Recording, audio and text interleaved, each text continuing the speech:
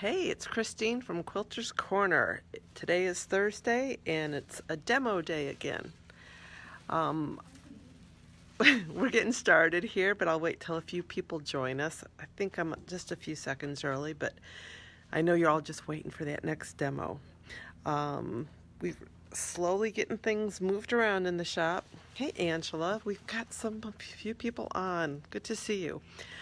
Been picking up, cleaning up. I've been working to get more things online. This morning I got some of the Aboriginal fabrics online. So those are really fun to work with. They're fun by themselves. They work great with batiks. They work great with K-Facet.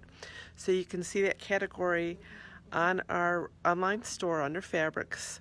And you have to click the fabric key and it'll show you all the different fabric categories we have. So the Aboriginals is a new category online. We've got all the sort of pastel dimples online. They're called Dimples Mist. They're beautiful. Those are up there. The new Tonga Wish line is online. That's another pastel but batik kind of line. And what else?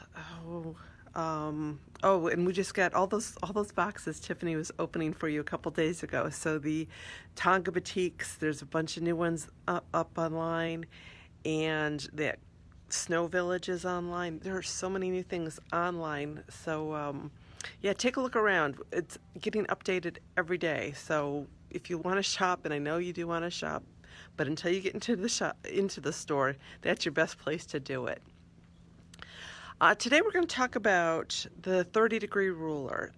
Initially I was thinking just talking about triangles and how to sew triangles because a lot of people have issues with them matching correctly top and bottom when they sew two shapes that don't have 90 degrees. That's really easy. You just lay them on top of each other and sew a 1/4 inch seam, and when you press them open, the tops and the bottoms all match. And it doesn't always happen when people are working with triangles. And then once I decided to work with triangles, I thought, well, why not bring in the 30-degree triangle, which is a ruler that I designed when I was back with Swirly Girls. And it was sort of a companion to the Circle Savvy ruler, and I'll show you that as we go along. And we thought, why would Checker or Creative Grids want a 30-degree ruler? They're out there, but there wasn't any with the Creative Grids gripper on the back, and they had a few other requests, so we went forward with that. So I'm going to flip my camera around here. Oh, I'm glad to see all you guys joining me today. It's a lot more fun than just talking to myself. Okay, so here's let's get this down here, the Creative Grids. Here we go, by my name. All right, I don't like to lose my tools when I'm teaching, so here we go. But it's a non-slip 30-degree triangle. And again, we've got the Creative Grids logo here. Get out of the reflection, and the QR code, right? We're going to scan that code, and actually I think if you scan this one you'll go to a video of me. So if you just can't get enough of me, you can watch me demo this ruler. And what else is going on? Okay, so all the gripper, and what I like on this ruler is we've got back out a little bit. The two sides, but we've got a center line and we've got a 1/4 inch either side of center. So that's really good, and I'll show you how that works too. So basically with Creative Grids rulers, when you're cutting triangles, let me shift this down a little bit more here. What the typical instructions are is you cut your strip of fabric, so with the fabric strip, and then you're going to lay your ruler down. And let's start this one over here. I'm going to zoom in a little bit here. So you're going to put the tip at one end of the fabric, right? And the line you're cutting, so this is a 7.5 inch width of fabric. So the 7.5 inch line is going to line up here. And you're going to make a cut. And once you cut, you're just going to leave the strip where it is, flip the ruler around. Tricky to do with this. It's a very long ruler, and you're going to make your next cut. So you work your way down a whole strip of fabric and you cut your triangles. Now the reason I said I like that center line and the 1/4 inch from center line is my first cut. If I need half triangles, I can line that very first cut up, and rather than doing it on the center line, let me zoom in again here. There we go. you see the center line, okay? But I want a seam allowance if I'm going to use this on the end of a row to straighten out an edge. So I can line this 1/4 inch left of center up with the fabric edge and get my first cut and get a usable piece. So a lot of times if rulers don't have that 1/4 inch either side of the center line, you would be tossing that first piece away, sewing a whole bunch of triangles together, and then to straighten the outside edges you would just be cutting off the excess. So this is saves fabric twice. Once you're not throwing this out, right, the first cut, and the second time because you're not having to cut through full triangles to get a straight edge. And I'll show you that on some quilts as we go along. All right, and I talked about sewing. So first I'll show you what not to do. Okay, let me see, let me zoom back out a little bit. Here are 2 triangles, and I want to sew them so we'll have a row of them going across. What you don't want to do is put the edge up here and the edge down here matching, okay? Because what happens now when you press this open is it's offset. And a lot of people are, ask, well, why is that happening, right? Why can't I get those lined up right? What you really need to do is sew it's always a 1/4 inch seam, but you want that valley, right, where these 2 pieces meet, that's got to be a 1/4 inch, because when you open this up now, that'll press out and it's going to be even across the top. And the same thing with the bottom. There's a 1/4 inch here, and that little valley, that's where your thread should end up. That's where the 1/4 inch needs to be. And see, that'll work now when you press it open. When I'm teaching, what I tell people to do sometimes is if you're not sure where that 1/4 inch and all that valley should be, take a ruler and draw it in. I mean, lay that 1/4 inch right up there, okay? And this helps if you're just learning how to do it, but I've got my ruler here. I would take a mechanical pencil, or this is a friction pen, and just draw that line, okay? That's the 1/4 inch. Well, the stitches are there now, you can see, but that's the 1/4 inch where your stitching has to fall off, okay?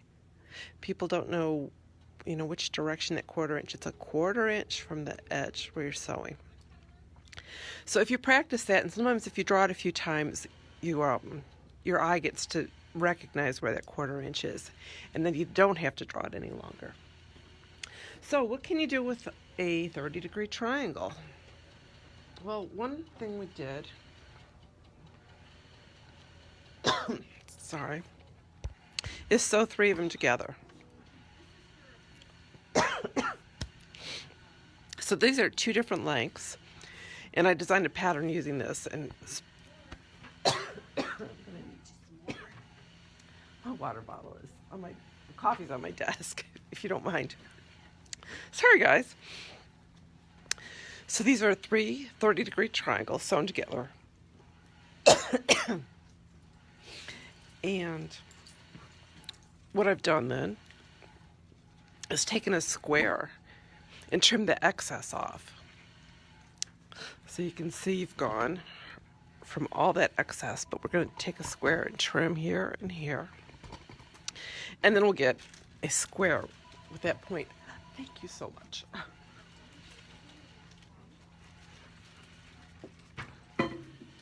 Now you can use that unit in a lot of different things. Here's an example where I've sewn 4 of them together. Okay, can you make that cute little star?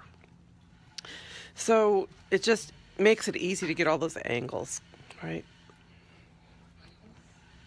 And I'll show you more of those in a little bit. Other thing I want to show is a Dresden. All right, so let's start with a triangle. Okay, and this is how all Dresdens start. This happens to be 30 degrees. You can use any angle to make a Dresden plate. And the smaller the angle, the more fans you'll have in your Dresden.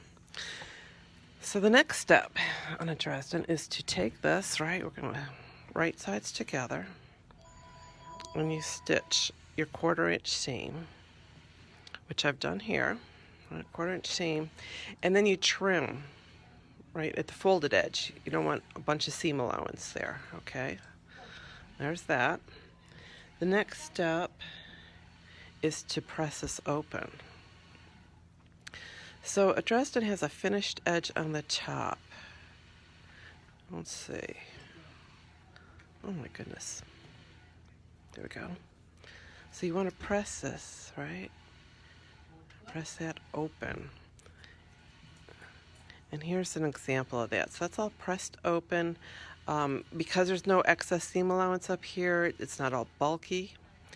I have used, there's a tool called a Prairie Point turner. It's like an aluminum or a steel gauge that's just got a 45-degree angle, and I can put it right in there and press against that to get everything really nice and crisp. And then to finish it off, you flip it. I flipped it out and press this way. So there's one blade of a Dresden plate. So these edges are finished, and then these you'd be sewing to other blades. And I can show you a quilt like that in a minute too. So we've done triangles, we've done blades, we've done the 30-degree square, and then as a bonus, here's 3 identical 30-degree triangles sewn together, okay? And this is where the whole thing started with me thinking about a 30-degree ruler and the Circle Savvy ruler. Because then, here's one I've cut. So I took the Circle Savvy, and you can see I cut here, so I got rid of that.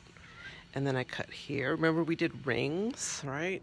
So if you did multiple cuts, you get these pieces. Well, now you can piece these into units. So here's one, right? And they can be, we talked about there's like over 100 sizes of rings you can make with a Circle Savvy. So you can see here's a skinnier one. Here's a much wider one, right? Which has got an interesting look since this blade or this part of the fan is the same fabric here. It gives it a totally different look. But if you start putting these blocks together, right, you can get a beautifully pieced ring without all that work, right? All you've sewn is triangles together and then use the Circle Savvy to cut, right? Cut a couple times and sew. So it's a lot more complicated looking than it is to actually piece. I don't believe I have a pattern like that, but there's just so many things you can play with. Who says they finally found me? Julie Lee. I've been here all along. Where have you been? Okay, so different things you can do, and I'm just going to show you a whole bunch of projects that use this ruler. Let me flip around while I'm walking because it's less disturbing, I think. Watching people shake. All right, so here we go. We talked about, we'll do the Dresdens after. Just a regular, there we go. This is just cutting strip sets with the 30-degree ruler, okay? And you can do this with a single fabric, or here we go. This is the table runner.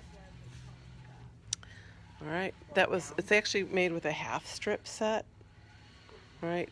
And you can see where this purple here goes from dark to light. Oh, I'm losing my quilts. Sorry, folks. And this one here goes from light to dark, okay? So you can see I talked about flipping the ruler over back and forth as you cut along a strip set. Okay. All right, now we're going to take a little break to say hello to puppies. Puppies in training. Yeah. Now I think Michelle is asking me for a hands-on class in the future for the 30-degree ruler and not for doing touch. But we never know for sure. Aren't they good? He's doing so well with his training. He's very attentive, and it's pretty funny to watch Drew or Ward do his tricks and then those eyes go right to that treat pouch. It's perfect. We love having the puppies here. Okay, back to quilts. All right, so we looked at that runner.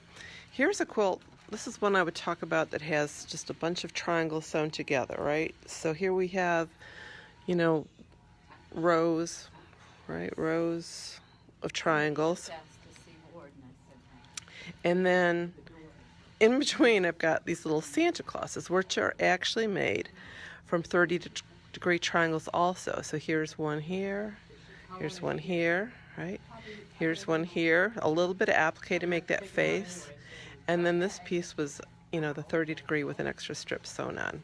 So this is a pattern I designed in Santa's Forest. And if you come all the way to the edge, here's where those half triangles come into play, right? I'm able to use those cuts, those first cuts on a strip.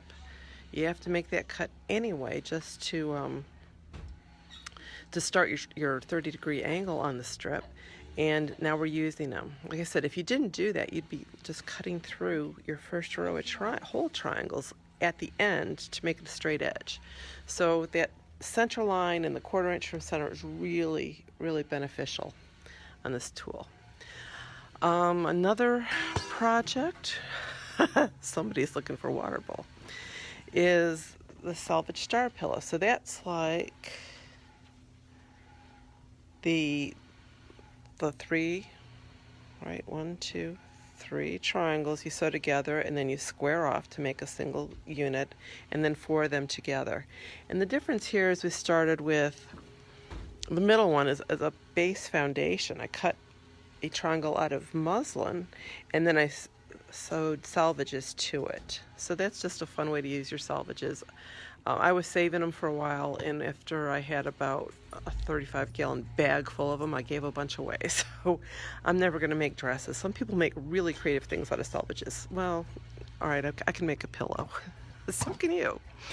And then there's, I know we had, this pattern was sold probably last week. It's the banner. So that's just those 30-degree triangles sewn together, 2 of them sewn together and then flipped right side out. This is where some of this all started for me. Is I took that really traditional, it's called a hummingbird block, this little one, and I started with a smaller ruler and did the salvages. But I really like the way this traditional block, when sort of reverse the colorway, so I have a dark background and the light salvages, and they're just gave it a whole modern twist. So that's sort of the genesis of some of the work I was doing with this ruler. And so there's the Salvage Star patterns. That's a cut loose press. We have that here in the shop. This is Tree Hugger. So those are just 30-degree cut out of fabrics and fused and made into a pillow. And I've got that sample here. Okay. That's a real simple one to make. Let me back up here. For the holidays. And this one was just out of winter fabric, so it's not even Christmas, but you can certainly make it very Christmassy with your fabric choices. Underneath it, I've got a pattern called, oh, who knows? I forget what it's called, but I'll find it. Tumblers, though, you can cut tumblers with a 30-degree triangle, okay? So ideally, or typically, I guess, not ideally, but typically you would start cutting with the tip of your ruler at the edge of the strip, right? And then, let me show you again. So here we go. Flip it around. So here we talked about if the tips of the ruler is at the top, right? You can get a triangle.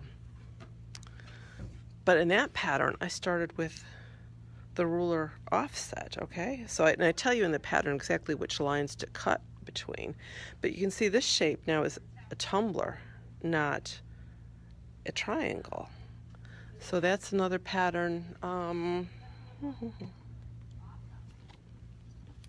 Let's see, that one is called, oh, Balancing Act. Okay, there we go. There's Balancing Act. So again, the 30-degree ruler. One tip I'd give you in cutting or sewing any of these quilts or anything with triangles is best press is your friend, right? There's bias edges. People tend to be a little tough on them sometimes. You need to let your feed dogs do the work when sewing. Like, don't be pushing or pulling the fabric when it sews. That's the job of the feed dogs.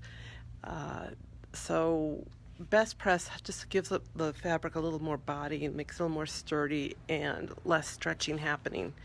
Because even there's like unintended stretching. We don't always just think we're pulling, but there you go.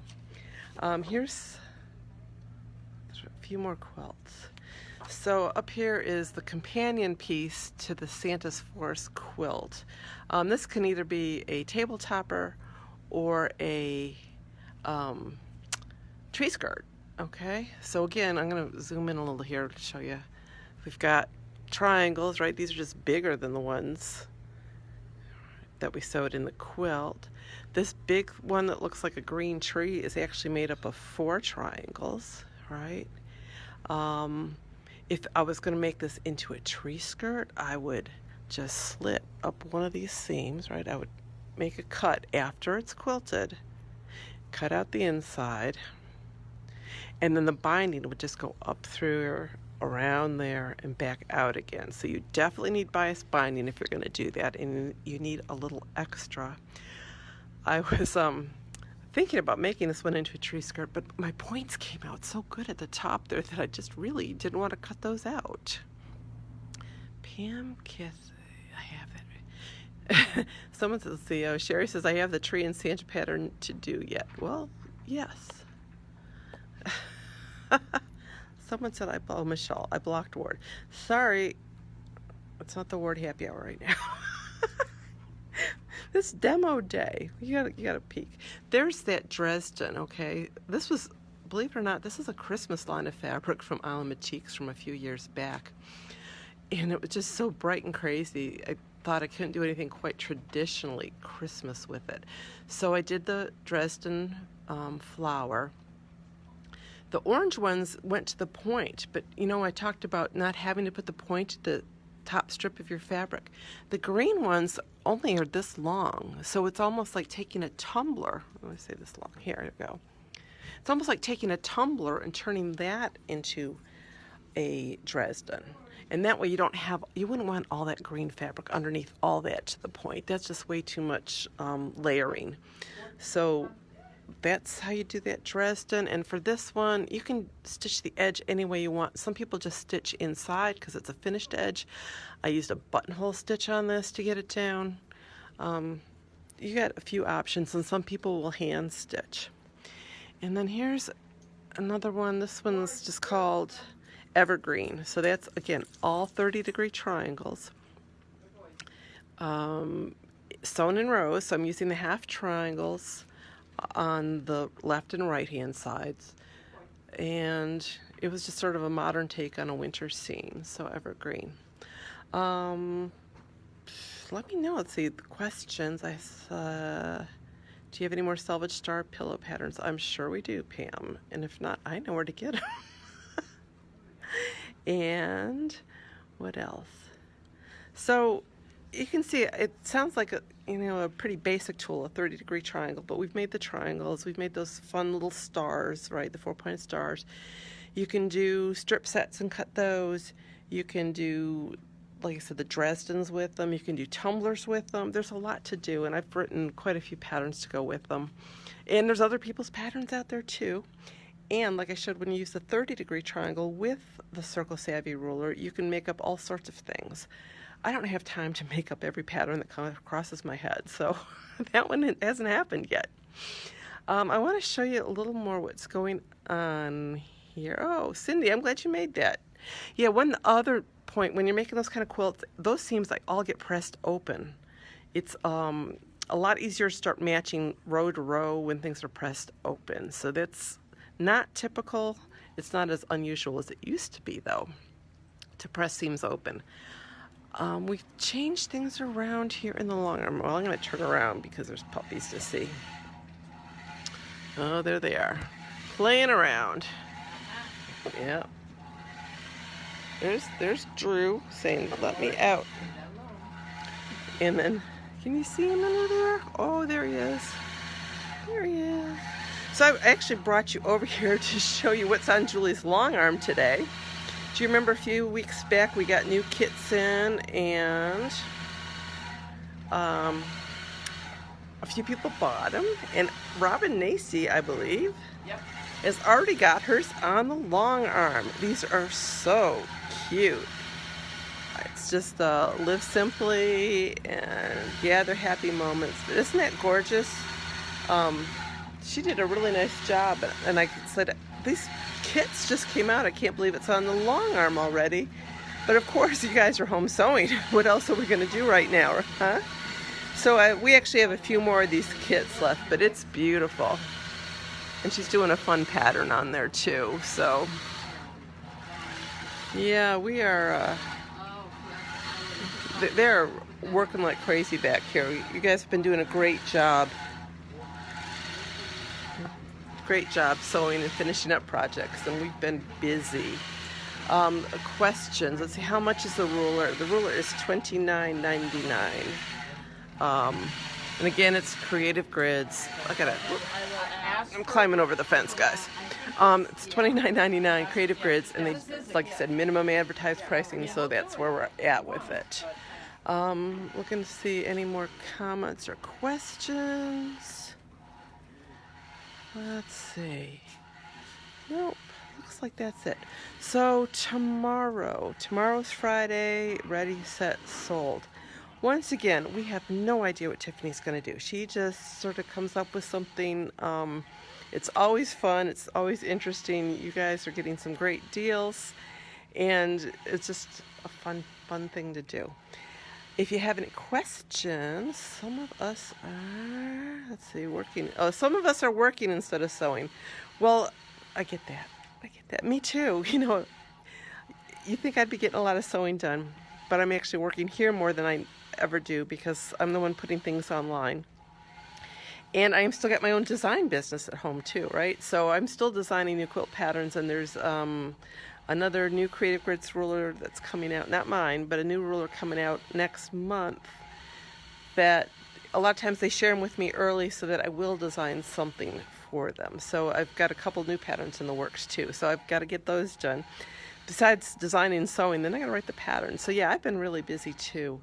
So Zootropolis. Oh, Zootropolis is this weekend. So yep, they are all packaged up, ready to go.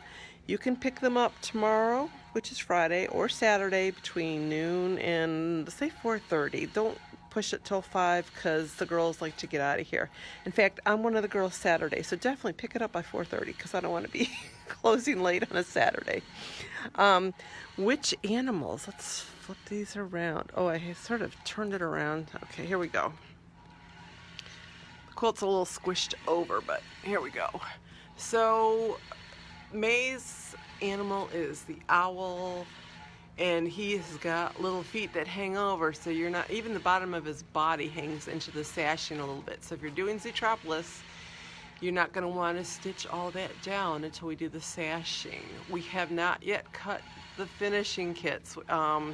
So if you want one, now is still a good time to let us know, because I think we're going to start that early next month. And then here's the bonus block, the fox. So he is all in the block. You can finish him off. So, which one is required? Okay, so that's March. So April's block was our little hedgehog here. So, yeah. There we go. Linda Rowe. I have no idea where someone's quilt is in the queue, and you can call and check with us afterwards, but I just can't get to that while I'm on this right now. So that's what we need for this month. Janet wants to know the... So you should have all your animals done, right? Actually, the lion, I think, was one of those extra ones this past month, right? The lion and the lamb. So he had a lot of pieces, but he was pretty fun to do. And the fox is pretty simple. The owl's got a few extra pieces, all those little feathers on his chest, but he's goes pretty quick too. You know, I got this whole quilt done in a couple months, so I think you guys can do your block in a month, right? So if we don't have any questions, that's it for today. Tune in tomorrow to see Tiffany and her crazy Ready Set Sold. And send us your questions, right? If you've got flamingo and cow. Flamingo and cow. That was the month before, I do believe. I don't know. But yeah, if you've got questions or want to see things online or have a question or a demo you want to see, please just let us know, because I only have so many rulers I can show you. But I'm happy to show you other things too. I'm not going to see you again until next week, so enjoy the holiday weekend. Can't imagine anybody's traveling. I know we aren't, but maybe we'll have a barbecue. All right, thanks. See you next week. Bye.